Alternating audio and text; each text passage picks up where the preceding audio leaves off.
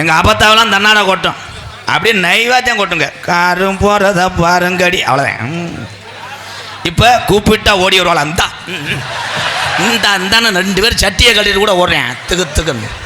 என்ன கும்மி காலங்கள் மாறி போச்சு. பக்தியை எப்படி பக்தியோடு கும்பிடுவதுன்னு தெரியவில்லை இந்த தமிழனுக்கு. அதெல்லாம் சிந்திச்சு பார்க்க. ஆத்தா சத்தி மாரியம்மன் இங்கே இருக்குல்ல, இந்த ஜாமியெல்லாம் லேஜான ஜாமி கிடையாது, துடியான தெய்வம். அந்த ஜாமிக்கு பயில ஊரம் கிஸ் அடிக்கிறானடா. காலையில் காலேஜ் போகும்போது ஆத்தா அது பின்னாடியே 108க்கு போன் அடிச்சது, எப்படியும் விழுந்துருவான் முண்டை போய் தூக்கிட்டு வாடாவன். அதே உண்மை. இங்கே இருக்க பெரியவங்களுக்கு தான் தெரியும் ஒரு விழா நடத்துறது எவ்வளோ கஷ்டம், அதனுடைய வேதனை பெரியவங்களுக்கு தான் தெரியும். பெரியவங்களும் வர வர பெரிய மாதிரி இருங்க. பைலட்டு போய் கணேஷ் போயில கேட்குற வெக்கமாயிரலாமல்.